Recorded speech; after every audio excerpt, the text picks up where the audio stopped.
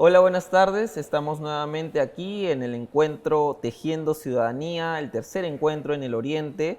Antes de iniciar la entrevista, quiero agradecer a las instituciones que han hecho posible este evento: PNUD, UNAP, Grupo La República, RCP, IEP, UNAMAT, la Universidad Nacional Amazónica de Madre de Dios, la Embajada Británica y la Unión Europea. Estamos con Paola Bustamante, ex ministra de Desarrollo e Inclusión Social. ¿Cómo está, Paola? ¿Qué tal? ¿Qué tal? Muchas gracias, Martín. Muy bien, felizmente aquí, aprovechando este tiempo en Iquitos. Sí, te quiero agradecer por la entrevista y también saber tus impresiones, cuál ha sido tu mirada de este encuentro, de este evento, tus conclusiones de repente, ya después de haber escuchado algunos panels, y un poco hacer un balance de lo que ha sido el evento ya a poco tiempo ya de concluir. Bueno, en primer lugar, felicitar y saludar la iniciativa. Me parece que, bueno, este es el primer encuentro que estoy yendo. Yo entiendo que se han realizado dos en otras partes de nuestro país, pero acá en el Oriente lo que veo es que, en primer lugar, ha habido una convocatoria importante para escuchar las voces de las comunidades, las voces de las diferentes departamentos, los diferentes departamentos que están en la Amazonía. Está Ucayali, Estado Madre de Dios, Amazonas, el propio Loreto, entonces San Martín. Entonces, en primer lugar, reconocer que escuchar por temas a la propia ciudadanía es fundamental. Lo segundo es que los diferentes paneles han estado interesantes debido a que han abordado a través de videos, a través de presentaciones, ¿no?, ponencias y panelistas, qué alternativas de solución se presentan a estos problemas que no son de ahora, que vienen desde hace mucho tiempo y que requieren no solamente una acción del Estado, sino también participación de la colectividad, de la sociedad civil. Entonces, me parece que los resultados que se espera y que nos han contado que debieran culminar con las reflexiones, con la sistematización, tendremos una agenda nutrida de propuestas que permitan para estos nuevos procesos electorales pues ponerlas a discusión. Estamos en Iquitos, en Loreto, y los indicadores son importantes de verlo a través del tiempo, sobre todo. Yo he revisado un informe del 2018 para el desarrollo sostenible que hizo el Centro Nacional de Planeamiento Estratégico, CEPLAN, donde la conclusión es que Loreto está en el último nivel a nivel nacional de los servicios básicos: infraestructura escolar, asistencia escolar y más servicios básicos, ¿no? El acceso, sobre todo. ¿Ha cambiado esto desde el 2018 hasta el 2024, ya casi 2025? Bueno, en realidad no tengo el detalle de los indicadores específicamente, pero después de los paneles que he podido escuchar, sí, sobre todo en el que hemos participado, vemos que si bien es cierto los indicadores se han movido en diferentes partes del Perú, aquí todavía hay retos, ¿no? Solamente si hablamos en acceso a documentos de identidad, Ariela Luna, que fue quien hizo la ponencia, señaló y reflexionó sobre que hay un 3% de niños que no tienen acceso a la identidad, a su documento de identidad oportunamente, esto es dentro de los 30 días de nacido, y los departamentos de la Amazonía son ese 3% que falta. Entonces vemos que en el caso de la anemia, ¿no?, también estamos con la mitad de la población también con anemia en menores de 3 años, de 36 meses. Entonces vemos que, y en el caso del agua, que es un tema crítico, vemos que también estos indicadores no han mejorado mucho en realidad. Todavía hay retos de saneamiento, de agua en todo el departamento y sobre todo en las comunidades. Tú has estado dentro del Estado, has tenido la cartera del MIDIS y bueno, ¿cómo has visto el desarrollo de las políticas públicas luego de que sales tú de la cartera? ¿Cómo se ha desarrollado la función del Estado aquí con tanta carencia y tanta brecha de oportunidades, sobre todo, Paola? Mira, hay un tema que me parece importante mencionar y es que en el marco del marco normativo del país, el gobierno nacional a través de los diferentes ministerios tiene una primera responsabilidad que es de definir las políticas nacionales, las políticas públicas, plantear estrategias de intervención teniendo en cuenta la diversidad de nuestro territorio, ¿sí? Pero en el marco del proceso de centralización también es importante señalar que son los gobiernos regionales y los gobiernos locales los que los implementan. Y creo que si bien es cierto, a nivel de diversas estrategias, sobre todo con primera infancia, se ha buscado y se ha trabajado intervenir aquí en Loreto y en otros departamentos de la Amazonía, el cambio de gestiones gubernamentales, no solamente a nivel nacional, frecuentes, que vemos que a partir del 17 eso ha sido frecuente, Claro.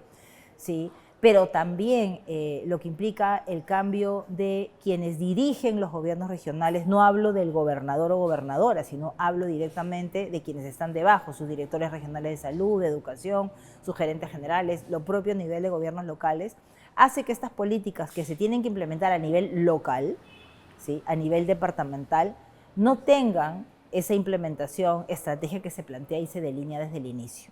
Entonces, vemos, por ejemplo, que en temas vinculados a salud, ¿no?, que ha sido un tema muy discutido el día de hoy y reclamado además, es que no está llegando el acceso a la salud, la población no puede tener acceso a la salud oportuna, ni con calidad, teniendo en cuenta que hablan las lenguas originarias.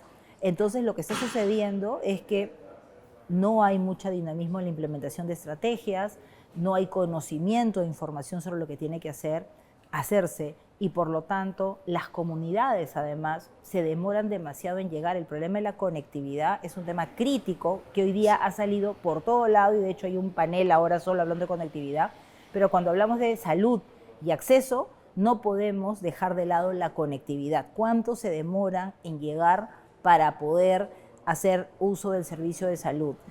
Y ya llegan muy mal probablemente, que es lo que decían. Luego, muchos de los temas, si bien es cierto, cuando hablamos de Iquitos y Lima, la única manera es llegar por avión, Claro. ¿no? Son casi 2 horas de viaje, pero cuando hablamos de las comunidades que lleguen a Iquitos para, por ejemplo, pasar procesos de selección, Claro. exámenes, que es lo que decían hoy día, por ejemplo, para pasar los procesos de beca 18, se pueden tomar entre 10 y 15 días en llegar a Iquitos. Entonces, si para dar un examen tienen que pasarse de 10 a 15 días, imagínate lo que va a pasar con esa persona si viene enferma. Claro. Entonces, creo que el tema de la conectividad, el tema del acceso, del ejercicio Claro. de derechos en la selva, en la Amazonía, es mucho más crítico y se tienen que plantear Que en otras partes de alternativas. en Y otras se partes tienen del que país. plantear alternativas teniendo en cuenta esta situación, esta realidad. Hay como una conclusión o algo en donde todos convergen, que era la inestabilidad política que finalmente daña estas intenciones, porque a veces quedan muchas veces en intenciones de mejorar las políticas para Loreto, para Iquitos, para la parte amazónica. Y la inestabilidad política, porque tú hablabas desde el 2017, pero la verdad es que ningún funcionario público a veces puede cumplir su gestión durante el año que ha sido elegido. Y más aún los ministros, o bueno, los gobernadores regionales deberían cumplir sus años de gestión. Pero los ministros es un cargo de confianza que puede terminar en unos meses como que puede terminar en unas semanas. Pero la realidad es que aquí no hay continuidad de las políticas que se hacen. Entonces vemos que los políticos locales están en constante campaña y a su vez cuando ya llegan a la función pública parece que se olvidan de las promesas que hicieron inicialmente, ¿no? Exacto, y ahí hay 2 temas que está pasando acá, ¿sí?, que me parece interesante analizar, y es que llegando nomás, digamos, por lo que hemos conversado con algunos colegas, ya se siente que comenzó la campaña y están a mitad de gestión, ¿sí? Entonces ya faltan 2 años todavía para que culminen las gestiones y ya han comenzado las campañas. Entonces, distraen muchas veces de la autoridad que está haciendo gestión, un alcalde distrital pensando en que quiere ser provincial o el provincial en que quiere ser regional. Entonces le quedan 2 años de gestión y está ocupado iniciando procesos de campaña. Pero lo otro también que creo que es importante y es cómo la población se involucra en estos procesos. Toda esta situación que tenemos personas que salen elegidas y que finalmente no cumplen sus promesas, tiene que ver mucho también con cuánto la población le exige a sus candidatos que sean responsables, que sean honestos, ¿sí? Que cumplan sus demandas. De un tiempo a esta parte la población en general en nuestro país, y aquí también no es distinto en Loreto, que no es que haya, demanda del ciudadano pidiendo que cumpla lo que se comprometió o atendiendo las demandas principales. ¿Por qué? Porque el día a día, porque la situación de necesidad y de vulnerabilidad hace que estén trabajando y no estén en realidad haciendo vigilancia o generando espacios en los que efectivamente puedan reclamar eso que se comprometieron en campaña y que no han cumplido.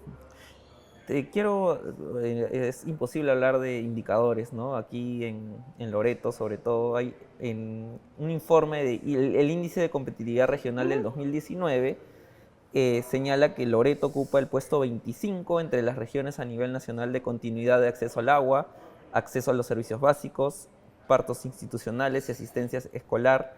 Además que se encuentra en el puesto 24 en vacunación, acceso al crédito y colegios con acceso a internet. Es decir, los principales afectados siguen siendo los menores. Los menores en el caso en su desarrollo personal. ¿Cómo enfrentamos esta problemática, Paola? Bueno, lo primero que me parece que es relevante mencionar y ha sido parte de la mesa en la que hemos participado es pensar en que es necesario apostar por la primera infancia, ¿sí? Por los más chiquitos, ¿sí? Por la mamá que está embarazada y que se tiene que garantizar que llegue a tiempo para dar a luz, que el niño nazca con buen peso, y para eso no solamente la Dirección Regional de Salud, sino toda la cadena, red, microred, la atención que hay en la comunidad, en el distrito, involucra a otros que participen, a otras entidades y a otras personas. No solamente tiene que encargarse salud, sino que tiene que involucrarse la autoridad local, tienen que encargarse los líderes comunales, la sociedad civil, las organizaciones sociales en las comunidades, que se preocupen por velar que esa madre que está embarazada llegue a efectivamente a realizar sus controles de crecimiento, su control de gestación antes que nazca el niño, su control de embarazo. Así como una vez que nace, garantizar que vaya a sus controles. Pero esto que acabamos de escribir de las distancias, que no tienen el personal suficiente, evidentemente esto merma, ¿no? Y genera que no pueden acercarse a los servicios. Entonces, sí es importante, y hoy día lo mencionaban un representante del gobierno regional de Loreto, del hospital regional, que desde salud están viendo cómo mirar, digamos, aún cuando faltan probablemente profesionales de la salud, mirar cómo estos se distribuyen eficientemente y no más bien que se desabastezcan de profesionales en las comunidades para traerlos a la ciudad. Entonces creo que es algo que es importante. Lo otro es el tema del agua. O sea, digamos, lamentablemente Loreto y Quito ciudad han sufrido la corrupción, ¿no? Por el tema del agua. No olvidemos ese gobierno regional que se endeudó y que hasta ahora finalmente no se tiene toda la red de agua y saneamiento y que se sigue pagando esa deuda. ¿Sí? ¿Por qué? Por corrupción, por mala gestión. Entonces, sí es importante hacer el llamado a que en este proceso de nuevas elecciones, ojalá se pueda contar aquí en el departamento de Loreto con candidatos y candidatas que se comprometan a solucionar los problemas y ciudadanos que exijan, que interpelen, que hagan vigilancia para exigir que esto se pueda implementar. Y obviamente no solamente yo lo dejaría a nivel del departamento, creo que a nivel de políticas nacionales, el entrar a mirar la Amazonía es bastante complejo, pero requiere de decisión política para entrar a mirar la Amazonía. Tú has mencionado que ha habido un momento en el que he estado en 2 momentos de gestión, que he sido ministra de Estado y con un equipo con el que se miró la Amazonía, se trabajaron intervenciones, decisiones ad hoc para la Amazonía, mirar las zonas de fronteras, porque si desde la política pública, desde las decisiones de más alto nivel, no se trabaja de manera objetiva, focalizada, ad hoc, ¿sí?, para la Amazonía, en realidad no es posible que las reglas en general del país puedan darse. Algo que ha saltado hoy día, que ha sido bien importante, es cuando hablamos de oportunidad de atención en salud, pero también de calidad, teniendo en cuenta el enfoque intercultural. No podemos seguir en esta misma situación. Y ahí sobre esto quería hacerte la consulta. ¿Qué tan importante es incluir, y yo creo que hasta ahora no se hace o se hace a medias, la inclusión de la población indígena nativa de aquí, del Amazonas? ¿Por qué ellos no se sienten representados por el Estado muchas veces cuando se les ha preguntado, y en sus intervenciones se nota cuando ellos se sienten prácticamente en situación de abandono? ¿Por qué no se les involucra? ¿Por qué no es parte de la discusión muchas veces cuando hay esta problemática y ellos precisamente son los más vulnerables? Mira, yo creo que hay procesos y momentos. Yo creo que cuando te involucras realmente en saber lo que pasa en los departamentos, distritos, comunidades de la Amazonía, tienes que comprender que cuando elaboras decisiones de política pública, tomas decisiones e implementas estrategias, tienes que trabajar con las comunidades. Yo creo que sí hay determinadas instituciones por momentos que ha venido trabajando. Permíteme contarte en muy cortito, cuando implementamos las plataformas itinerantes de acción social, las PIAs. Las PIAs viajan por las comunidades, todos lo conocen, todos saben lo que son las PIAs, ¿sí? Viajan por las comunidades y al principio quien organizaba el viaje era el ministerio con los equipos y hay que organizar el viaje y sale la plataforma. Pero era necesario hablar con los APUs de las comunidades, claro, para, uno, conocer qué necesitaban, dos, cuándo iban a llegar, tres, para que ellos se organicen. Si no les permites participar de qué va a llegar, qué necesitan y hacer que se encuentre la oferta y la demanda, claro, entonces evidentemente se sienten en un estado alejado. Pero si tienes reuniones periódicas, de hecho, todo ese proceso lo trabajó Ariela Luna, la ex ministra de Desarrollo e Inclusión Social, cuando era viceministra, y trabajamos juntas. Todo el proceso de diálogo con las comunidades, los APUs, para coordinar cómo llegar. Y eso es lo que se necesita. Se necesita tener una relación estrecha para escuchar. Ariel lo decía hoy día, muchas veces se señala que porque tienen cosmovisiones, costumbres distintas, entonces por eso no vienen al médico, ¿no? Y no es cierto. Muchas veces no se acercan a los servicios porque tienen carencias. ¿Cuánto cuesta trasladarse? Ya no solamente que falta conectividad, ¿cuánto cuesta trasladarse? Entonces, tener en cuenta que eso es una realidad y para diseñar estrategias de intervención se tiene que tener en cuenta lo que opina la ciudadanía porque es lo que vive cada día.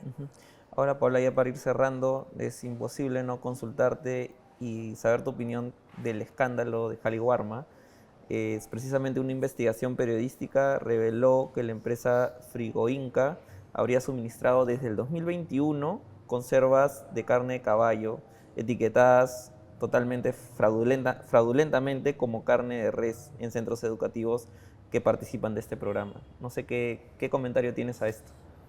Yo tendría dos comentarios. El primer comentario es que lo que hemos visto por los reportes e investigaciones periodísticas, ¿sí?, han descubierto, ¿sí?, como bien lo han descrito, ¿no?, una red de corrupción dentro de las entidades públicas con una empresa privada para verse favorecidos en las compras que realiza el programa de alimentación escolar. Uno, ya lo ha admitido el ministro de Inclusión Social, servidores y funcionarios que han recibido coimas, ¿sí?, para favorecer a esta empresa. Uno. Dos, no solamente es el MIDIS. Creo que es importante, y Jaliwarma, creo que es importante resaltar que para que cualquier producto manufacturado ingrese al mercado, ¿sí?, y estamos hablando en este caso de conservas de carne, ¿sí?, tiene que tener autorización sanitaria. Y esa autorización sanitaria la da DIGESA, claro, a través de sus brazos en el territorio, ¿sí? Y hay otro tema más, no solamente es dar autorización sanitaria para el producto que está dentro de la lata o del empaque, sino para autorizar que cumpla el espacio, el taller, la fábrica donde producen ese producto que cumpla con las buenas prácticas de manufactura. Entonces vemos que, en primer lugar, esta empresa se ha coludido con DIGESA, que es la autoridad sanitaria que garantiza sanidad e inocuidad de los alimentos que consumimos todos los peruanos, no solamente el programa de alimentación escolar. Claro. Que en esa lógica ha permitido que entre al mercado, que se pueda vender este tipo de productos. Y luego, la relación que ha tenido esta empresa en una línea de corrupción también con algunos malos servidores y funcionarios, igual que de DIGESA, de Jaliwarma, que han recibido dinero, al parecer, por lo que hemos podido identificar. Esta situación creo que amerita, y ya lo ha dicho el ministro, que el programa está en reestructuración desde hace un año, creo que amerita que tenga resultados pronto. ¿Y por qué? Porque el año escolar está a punto de terminar. Claro. Y se tiene que garantizar en este momento cómo va a comenzar el próximo año. El ministro ha dicho que el modelo ya no va más, que van a cambiar de modelo. La pregunta es, ¿cuál va a ser ese nuevo modelo? Que sería importante conocerlo.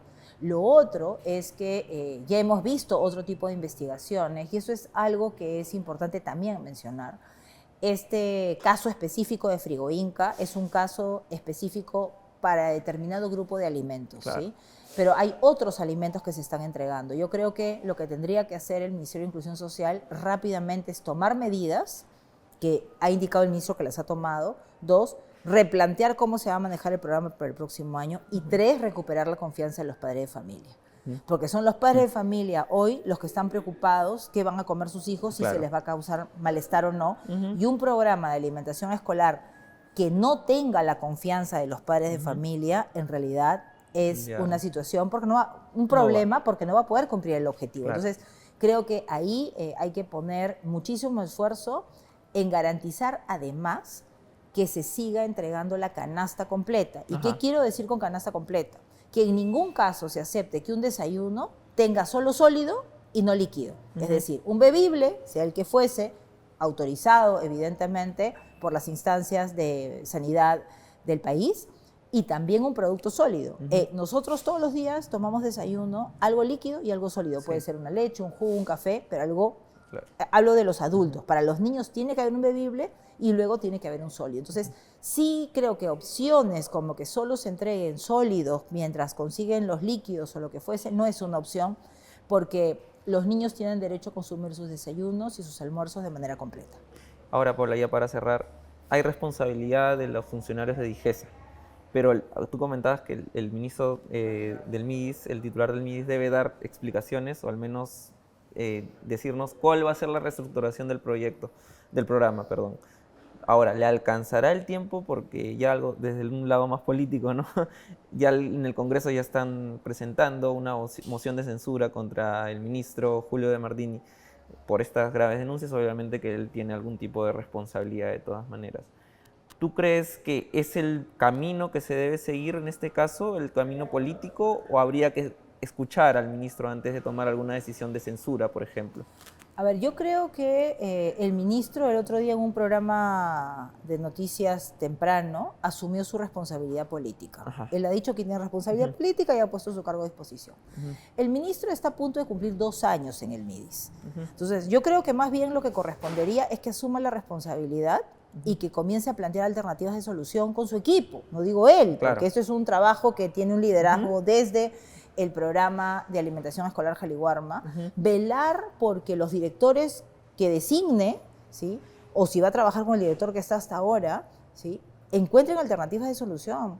Jaliwarma ha cambiado durante los 2 años de gestión del ministro de Martini 8 veces de director ejecutivo. ¿Sí? Entonces sería bueno que, en primer lugar, asuma la responsabilidad, pero que se quede encargándose de encontrar la solución. Porque una persona que llegue nueva no va a llegar a marzo para la alimentación escolar. Ya estamos tarde, ¿sí? Y en segundo lugar, creo que no debemos bajarle el tono a la responsabilidad de salud, ¿sí? DIGESA ha formado parte, sigue formando parte de todo este proceso. Se han puesto solamente los focos a MIDIS, pero no se puede dejar a DIGESA, ¿no?, cuando el ministro, así como el ministro de Martini tiene la facultad para designar a quien dirige Jaliwarma, el ministro de Salud tiene la facultad para designar a quien dirige Digesa. Claro. Y lo que hemos visto, las declaraciones lamentables del director de Digesa actual, que solo tiene un mes, pero cuando uno comienza a mirar, no es nuevo en Digesa, y es más, se ha encargado de supervisión justo de estos temas. Entonces, sí me parece que no debiéramos dejar de lado, porque, ojo, no solamente es la conserva, el producto que compró Jaliwarma. Lo que no puede pasar es que comience a generarse la duda y la preocupación del rol que está cumpliendo la máxima autoridad sanitaria en el país, ¿sí?, con relación a la aprobación de los registros sanitarios o de las plantas de producción de los alimentos, porque todo lo comemos todos los peruanos. Ellos son la entrada del producto, el filtro.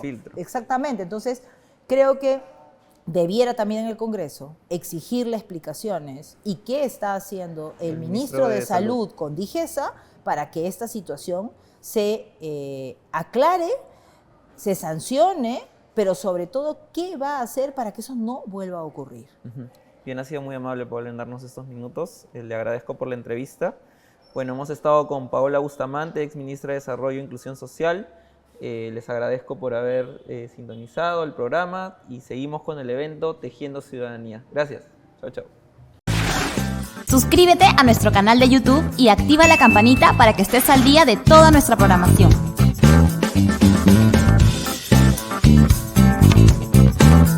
LaMula.p, haciendo periodismo ciudadano e independiente desde hace más de 10 años.